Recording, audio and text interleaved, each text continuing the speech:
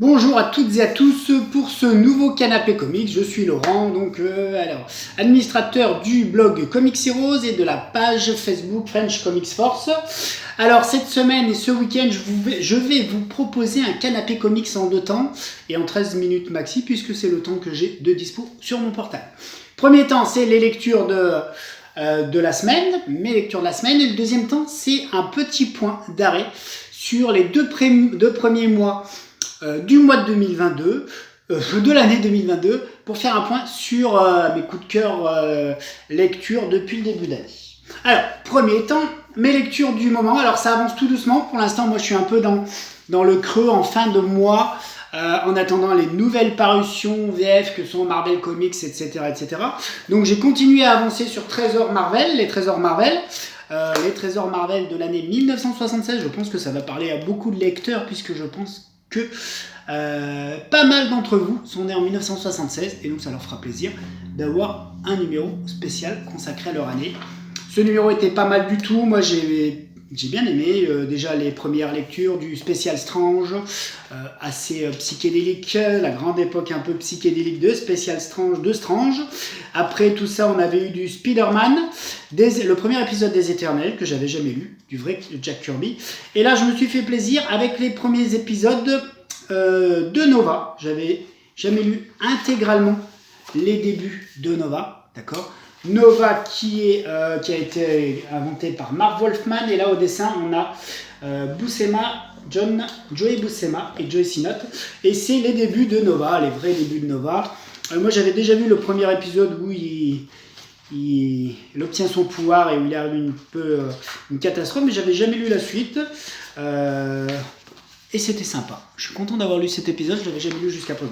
Donc voilà, tout ce que j'ai lu, c'était fun, c'est coloré, c'est du super-héros des années 70. C'est les débuts d'un super-héros avec un gros potentiel. Je pense que Nova a un super design, un super look. C'est un super-héros de l'espace, c'est un des premiers super-héros cosmiques Marvel. Et qui a plein de potentiel, mais qui pour moi mériterait d'être mieux développé, d'être encore plus sur le devant de la scène Marvel. Voilà, première lecture, donc ça, mon petit trésor Marvel, je me le suis acheté. Et au fur et à mesure du mois, je lis un épisode par-ci par-là, c'est ce que je continue à faire avec ça. Et je suis pas déçu de mon achat pour 8,99 €. Voilà, il faut aimer les comics un petit peu old school, mais là c'est le cas. Alors je vais rester sur du softcover. Vous voyez, je me suis fait plaisir avec des softcovers. Alors je suis pas un grand fan de Batman, je crois que j'ai déjà dit pour ceux qui me suivent. Ceux qui ne le savent pas, ben vous le découvrez. Par contre, un softcover à 12 € quelque chose, allez 12,90 € je crois. Énorme, plein de pages. Et moi, ce qui m'a attiré dans ce Batman Rebirth bimestriel, puisque c'est Batman Rebirth bimestriel, c'est le fait qu'il y avait du Superman. J'avais envie de lire un peu de Superman. Et donc, c'est pour ça que j'ai acheté ce Batman Rebirth en softcover, avec plein de pages. Il y a au moins 5 épisodes de Superman. Et c'est surtout Superman et Superboy, entre guillemets, et Superson, puisqu'on voit Clark et John Kent, tous les deux dans une aventure spatiale. Alors c'est sympa, c'est fun, c'est coloré, pas prise de tête, les dessins sont plutôt bons. On a Phil Lester qui était le dessinateur de Firebrother, série culte pour moi des années 2000 chez Image Comics. Pour moi, les deux séries cultes Image Comics des années 2000 en super-héros, c'était Invincible et Firebrother avec Phil Lester. Donc là, Phil Lester fait du travail un petit peu comme d'hab. Phil Lester, c'est pas caricatural, mais c'est moins détaillé que certains dessins. Après, ça passait très bien sur Firebrother. Là, je l'ai trouvé un peu moins bon sur ce Superman, pour vous dire la vérité. Les autres épisodes sont plutôt dessinés par Scott Kodlewski. Les scénarios de Superman, même le précédent avec Phil Lester, c'est Philip Kennedy Johnson. Donc, qui nous propose les aventures de Superman et de Superson, on va appeler ça comme ça, dans l'espace, sur une planète, au sein d'une peuplade extraterrestre qui aurait peut-être besoin d'aide, etc., etc. Donc c'est sympa, c'est fun, mais c'était pas exceptionnellement exceptionnel. Néanmoins, moi ça fait un moment que j'ai envie de lire des comics où on voit les super-héros avec la nouvelle génération. DC le fait, et le fait bien, la preuve encore avec ces épisodes de Superman. J'aimerais le voir chez Marvel. Bon, on l'a pas chez Marvel, c'est pas grave. Donc néanmoins, ces épisodes-là de Superman, je pense que ça m'a donné envie d'acheter le nouveau Superman qui sort dans la nouvelle continuité Infinite. Puisque ça a l'air d'être tourné vers les sagas comiques cosmiques les épopées cosmiques, avec en plus John Kent dedans. Donc je pense que ça va me donner envie de lire le reste du Superman. J'ai pas tout lu dans ce Batman Rebirth, j'ai quand même lu les 2 premiers épisodes qui sont super bons. Alors qui s'appelle, apparemment c'est la fin de Batman Joker Wars, quelque chose comme ça. C'est au scénario James Tynion IV et au dessin Jorge Jiménez. Et vraiment c'est très très beau. Oh, c'est super beau et j'avoue que le scénario m'a bien plu là-dessus. Alors on est sur la fin d'un arc a priori qui a dû être publié, j'imagine, dans des albums. On voit la Bat Family. Moi ce qui m'intéresse le plus dans Batman, c'est pas Batman, je crois que c'est la Bat Family. Je suis assez intéressé, hypé par Nightwing, Red Hood, tous les autres personnages qui gravitent autour de Batman. Et par contre, regardez-moi ça comme c'est beau. Jorge Jiménez, il fait un putain de bon boulot. Il faut dire que c'est vraiment, ça envoie. Rien que ces épisodes-là, pour moi, ça valait le coup d'acheter le, le bouquin. Et pourtant, ces deux épisodes, mais c'est top. Alors, ce qui me plaît un petit peu moins, c'est que c'est toujours Batman contre le Joker. Donc moi, j'ai envie de voir d'autres choses, de passer à autre chose. Mais il y a des bonnes surprises. Batman contre le Joker, avec sa nouvelle chérie qui s'appelle Punchline au lieu de Harley Quinn. C'est vraiment superbement dessiné. Moi, c'est ce que j'aime bien, là, c'est un peu la guerre civile à Gotham entre, on va dire, l'armée de Batman et l'armée du Joker. Voilà, vous lirez la suite et la fin des aventures. Mais c'est vrai que ça j'adore. Ce qui me plaît moins, c'est peut-être les épisodes qui s'appellent Detective Comics. Je vais vous le montrer par la suite. Ce qui me plaît aussi dans ce que j'ai lu, c'est l'épilogue. Alors, c'est pas un gros spoil, hein, puisqu'on ne voit que ça. Vraiment, là, je vous spoil pas grand-chose.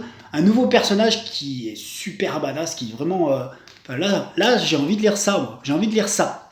Aujourd'hui, dans Batman, il y a tout un univers de super-héros urbains, mais on reste sur le modèle de la chauve-souris. Moi, j'ai envie de voir des choses un petit peu plus modernes dans les super-héros urbains, peut-être même des super-héros avec des flingues, mais qui tueraient pas pour autant. Enfin bon, pour moi, il y a plein de choses à faire. Et lui, il s'appelle le Ghostmaker. Donc, merci si vous me lisez, de me lire où je peux lire la suite des aventures du Ghostmaker. Est-ce que c'est dans des albums ou est-ce que ce sera dans Batman Rebirth bimestriel la suite? Je viens juste de découvrir. Donc si vous avez l'info sur où je peux lire en VF les aventures de Ghostmaker, je suis preneur. Merci à vous. Donc voilà les épisodes que j'ai lus. Et après, ce que j'ai pas encore commencé de lire, vraiment, c'est Detective Comics, parce que ça me chauffe moins un peu en termes de dessin. Et de programme, la Detective Comics, j'imagine que c'est Batman qui fait des enquêtes. Bon, alors, oui, ça va être sympa, mais les enquêtes dans Batman, moi j'aime bien l'action, j'aime bien le super-héros, j'aime bien la Bat Family. Mais comme on est dans un creux de toute façon, au niveau des lectures, en attendant, allez, peut-être le 5 ou le 6 mars, avant que les lectures VF arrivent, je vais peut-être lire ces épisodes de Detective Comics. Et puis peut-être que ce sera une bonne surprise. Je vous tiendrai au courant au fur et à mesure des lectures et des semaines à venir. Mais c'est vrai qu'il y a plein encore de pages de BD à lire et c'est super chouette. D'ailleurs, quand je vois ça, du softcover, du souple, à pas cher, franchement, il en faudrait plus. Alors le seul souci de Batman Rebirth bimestriel, j'arrive pas à le dire, c'est qu'il est très dur à trouver. Je ne l'ai pas trouvé en presse, je ne l'ai quasiment pas trouvé en librairie. Il y a seule la librairie de Max Faraday, vous connaissez peut-être, youtubeur de son état, à Anglo, le Furet d'Anglo, faisons de la pub. Eux seuls l'avaient, ils ont même le numéro précédent. Mais sinon, j'ai fait dans ma Drôme natale pour les vacances, et ici dans le Nord, Ville d'Ascq et d'autres, j'ai pas trouvé, là je l'ai trouvé que là-bas. Donc ça, vraiment, je recommande, c'est pas cher, plein de bonnes BD à lire. Voilà pour les lectures de la semaine. Je refais un point sur, en peu de temps, les coups de cœur du mois de février. On s'arrête un peu, ça fait 2 mois que 2022 a commencé. Moi, ce que je retiens de 2022, c'est d'abord Heroes Reborn. Heroes Reborn, chez Marvel, c'est vraiment du bon. Un nouvel univers alternatif, avec des super-héros qu'on ne connaît pas vraiment et qu'on apprend, enfin qu'on ne connaît pas, cette version-là, on ne la connaissait pas. Donc c'est l'Escadron Suprême, dans un univers où les Avengers n'existent pas, n'ont pas existé. Les super-héros dominants sont devenus l'Escadron Suprême. Et cet Escadron Suprême, c'est un peu le chef de file d'un univers qui est un petit peu corrompu, disons-le. C'est un univers corrompu, c'est des super-héros dont on ne sait pas vraiment si ce sont des héros ou des vilains.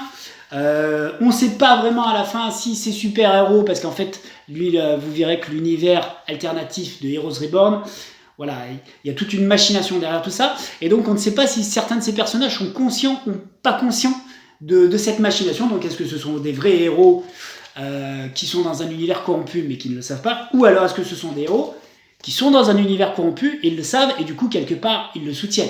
Donc c'est vrai qu'en sortant de tout ça, je suis toujours pas convaincu de savoir qui est gentil, qui est méchant dans l'Escadron Suprême. C'était vraiment un bon moment, Heroes Reborn. Pourquoi? Parce que je dirais que même quelqu'un qui ne lit pas les comics peut lire Heroes Reborn et facilement s'en sortir. Aujourd'hui, on connaît tous les super-héros Marvel à travers le cinéma, mais nous, même nous les lecteurs de comics, on a redécouvert un univers entier, puisque c'est un univers alternatif. Et ce qui est bien dans Heroes Reborn, c'est que tous les épisodes tie-in qu'on trouve sont réalisés comme s'il y avait une vraie continuité derrière tout ça. D'accord ? On a des fois des fausses références à des épisodes qui ont eu lieu mais qui n'ont jamais été édités, puisque c'est vraiment un one-shot, une mini-série. Donc ça, je trouve que ça fonctionne bien. On a vraiment des épisodes sympas. Le premier album était plutôt consacré à Hyperion. On voit ici Hyperion en mode un peu Superboy et la Légion des super-héros. Là, c'est vraiment l'inspiration qu'il y a derrière cet épisode qui était très bien. Deuxième album, c'était plutôt Nighthawk qui en était la vedette. Donc on apprenait à mieux connaître ce fameux Nighthawk. Nighthawk, c'est un peu le Batman surpuissant de l'Escadron Suprême. On va le voir là. Et puis on voit que c'est un peu le chef de la communauté super-héroïque. C'est quand même lui qui s'en sort le mieux. Il y a une petite concurrence, on voit, entre Hyperion et Nighthawk, mais c'est quand même Nighthawk le boss de tout ce qui se passe dans l'univers Heroes Reborn au niveau super-héros. D'accord? On voit même un épisode style années 70, années 80 pour créer une sorte de continuité qui n'existe pas en réel. Donc voilà, et puis le troisième épisode, c'est la résolution de l'aventure. Autre gros coup de cœur à ce jour, Captain Marvel. Je pense que c'est une série qui est méconnue, qui n'est pas connue. Là, on est dans un futur alternatif où Captain Marvel découvre un univers corrompu avec des enfants de super-héros, donc 2 enfants d'Asgardiens et un enfant d'Asgardien qui pose souci. Donc du coup, elle est obligée d'évoluer avec cette communauté de super-héros qui sont les enfants de ses meilleurs amis. Ça, c'est le truc qui est sympa. On a des enfants de Malicia et de Gambit, on a la fille de Thor, on a d'autres Asgardiens, et c'est vraiment fun, c'est du super-héros, c'est dans un futur alternatif, c'est de l'action, et ça mélange plein de choses de l'univers Marvel. Moi, vraiment, c'est un gros coup de cœur, j'aime beaucoup. Dernier coup de cœur, j'en ai déjà parlé, j'en fais pas des tonnes, c'est le Centaur Chronicles Volume 4, c'est incontournable dans l'univers des comics français indépendants. Centaur Chronicles est au-dessus du panier avec un autre titre qui s'appelle Opliter, bien sûr, mais ça c'est vraiment super, et c'est la fin avec ce 4e album d'une première phase de folie. On est dans le Infinity War Endgame du Centaur Chronicles. Voilà, ça j'en ai déjà fait des vidéos dédiées, je la fais pas plus longue. Je vous dis à très très bientôt pour un prochain Canapé Comics, peut-être cette semaine, sinon le week-end prochain. À très bientôt.